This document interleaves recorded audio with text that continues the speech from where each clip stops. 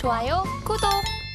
네, 그럼 이어서 오늘 시장을 주도하는 업종과 이슈에 대해 면밀하게 살펴보는 마켓 로드맵 이어가 보도록 하겠습니다. 제 옆에는 교보증권 영업부 이사영관 차장님 나와 계십니다. 안녕하세요. 네, 안녕하세요.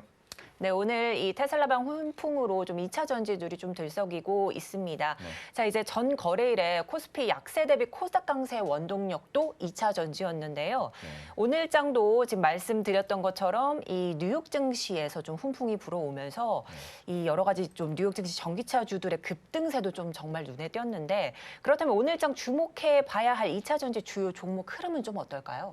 네, 이제 예전처럼 전부 다 테마를 이뤄서 전부 다 올라가는 장세는 분명히 아닐 거예요. 그렇기 때문에 제가 나와서 말씀드릴 때 항상 세 가지 단계로 나눠서 말씀을 드립니다. 일단은 배터리 셀 쪽이죠. 삼성 SDI라던가 LG에너지 솔루션 이런 쪽들에 관심을 가져야 될 것 같고요. 그 밑으로는 양극재. 우리나라가 올해 말 기준으로 했을 때 수주 잔고가 1,000조 정도 쌓일 거다. 3사 통합해서요. 그렇게 됐을 때 양극재가 원가의 40에서 60% 정도를 차지한다라고 알려져 있어요. 그렇게 되면 평균 냈을 때 50% 잡으면 1,000조에 50%, 500조가 양극재인데 어떤 양극재죠? 하이니켈 양극재입니다. 그렇기 때문에 하이니켈 양극재와 관련된 포스코 케미칼이라던가 에코프로비엠 그리고 LNF 같은 종목들 관심 가져야 된다라고 말씀드리고요. 그 밑으로는 오늘 장비도 좀 움직임들이 있기는 해요. 윤성 FNC라던가 아바코, 상신 EDP 이런 종목들이 움직이고 있는데 이건 이제 올해부터 본격적으로 미국의 인플레이션 감축 법안이 발효가 되고 그 현지에서 우리나라의 3사와 조인트 벤처 형식으로 공장을 설립하는 부분들이 있다 보니까 장비 같은 것들이 먼저 반입이 돼야 되겠죠.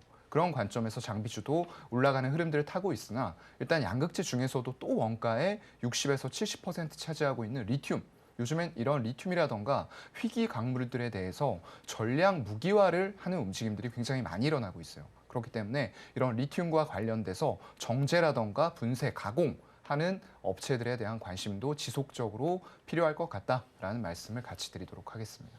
네, 이제 배터리셀, 양극재 등의 이 주가가 호조를 보일 것이다. 이렇게 먼저 서두에 밝혀주셨고 또한 전해질 기업 상승세도 좀 눈에 띈다 이런 말씀해 주셨습니다. 함께 이 상신 EDP, 윤성 FNC, 아바코 등 이 장비주들의 상승세도 눈여겨볼 만하다 말씀해 주셨습니다. 자, 그런데 시장 관심은요. 3월 1일로 예정되어 있는 이 테슬라 인베스터데이에 쏠려 있습니다. 이 반값 테슬라나 마스터플랜 3의 시장이 상당히 주목을 하고 있는 상황입니다. 인데요. 이 테슬라가 장기 계획에 대한 이 청사진을 그리고 있는 이 상황 속에서 그 주요 내용도 좀 궁금하고요. 그리고 국내 2차 전지주에 미칠 영향 좀 짚어주시기 바랍니다. 네, 일단 가장 중요한 건 반값 테슬라인 것 같아요. 지금 현재도 모델 3의 가격이 굉장히 고무줄처럼 왔다 갔다 해요.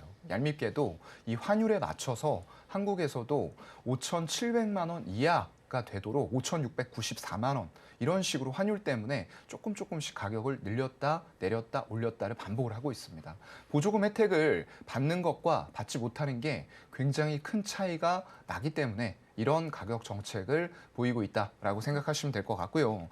일단 반값 테슬라가 가장 중요할 것 같고 그 뒤로는 이제 마스터 플랜 3 이런 쪽에 대해서도 시장의 관심도는 굉장히 높아진 상황이에요.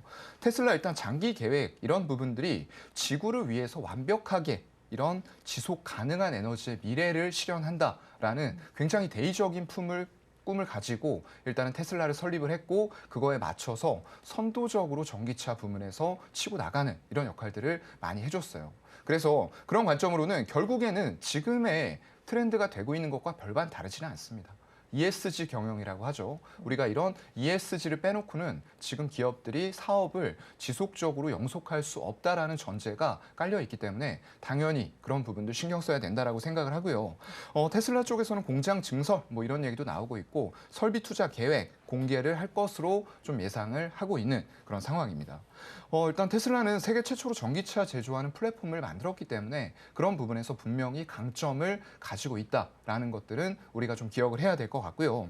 시장에서는 일단은 테슬라가 제시한 25,000달러 까지는 조금 불가능하지 않을까라고 예상을 하면서 3만 달러 정도 수준에 맞는 전기차 굉장히 저가형이에요. 이렇게 나온다고 했을 때는 기존의 전기차 사이에서도 경쟁력을 가질 뿐만 아니라 이제 전기차는 약간은 얼리어답터적인 성격을 좀 가지고 있어요. 인프라가 부족함에도 불구하고 나는 선구적으로 나아가는 전기차를 먼저 구입할 거야 라고 했던 사람들은 이제 웬만큼 구입을 해가고 있다는 얘기예요. 그럼 결국에는 전기차만 가지고 싸우는 것보다는 기존의 신차단에서 내연기관차 가격이 전기차 가격을 하회할 수 있도록 이런 정책들까지도 펼친다라고 했을 때는 전체 자동차 시장 중에서 한 95%까지 아우를 수 있는 라인업을 테슬라로서는 갖추게 된다. 그래서 이미 판매된 많은 전기차들은 살 사람들이 샀다라고 보면은 지금부터는 이제 전기차에 대해서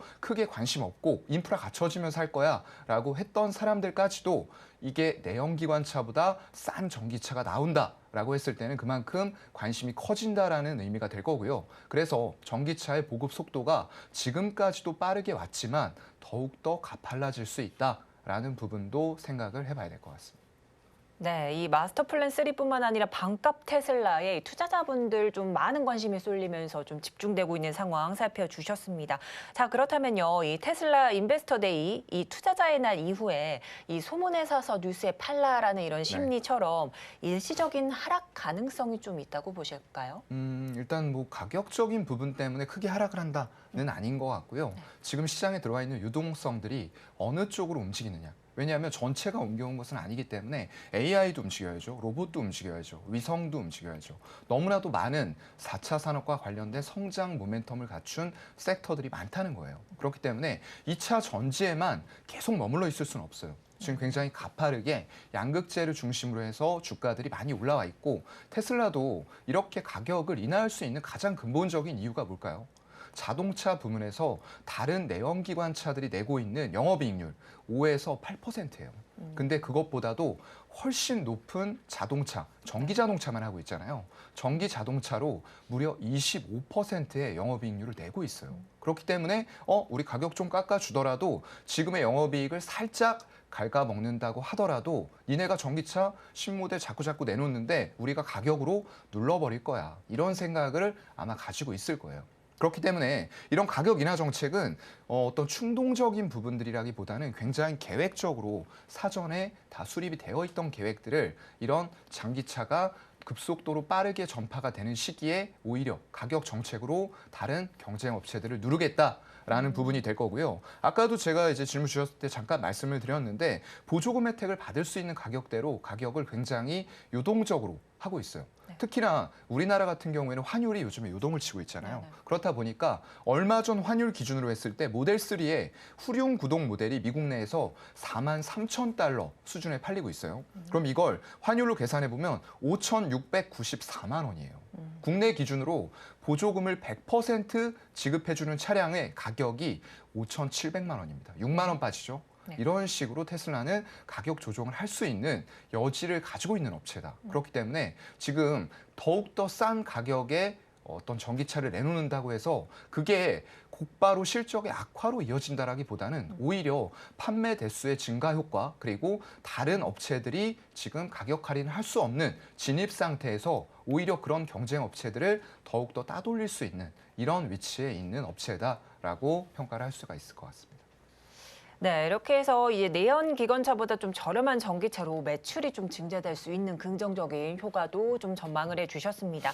자, 한편 이 국내 LNF는 테슬라와 3조 원이 넘는 규모의 공급 계약을 체결하기도 했는데요. LG 에너지 솔루션에 이어서 테슬라를 고객사로 확보한 기업인데요. 이 사실 LNF는 경쟁사 대비 다소 보수적인 행보를 보이고 있지만 증권가의 호평을 받기도 한 기업입니다. 이 차장님이 보실 때 LNF 목표가 투자 전략은 또 어떻게 가져가야 될까요? 네, 지금 LNF 같은 경우에도 굉장히 기술을 선도했던 기업이에요. NCA나 이런 쪽들, 알루미늄을 조금 포함한 하이니켈 쪽에서는 누구보다도 빠르게 양산을 시작했던 그런 기업이고요. 지금 제가 오기 전에 컨센서스를 조금 비교해 봤어요. 이제 경쟁사가 되는 곳들은 에코프로비엠 그리고 포스코 케미칼 정도가 규모 면에서 경쟁사가 될 것 같은데 24년, 올해가 23년이니까 한 1년 정도 이후를 좀 맞춰서 봤고요. 영업이익을 봤을 때 지금 저는 이제 PER도 많이들 보세요. 이게 순이익 기준으로 해서 주가의 수익 비율이 얼마냐 보는 건데 여기에는 영업 외적인 부분들이 들어가기 때문에 이게 오류가 있을 수도 있어요. 그래서 영업이 단순하게 이런 본업을 기준으로 해서 얼마만큼의 돈을 벌어들이고 있느냐 그리고 그걸 기준으로 했을 때 주가의 수익 비율이 얼마냐 이걸 저는 보는 것을 좀 좋아합니다.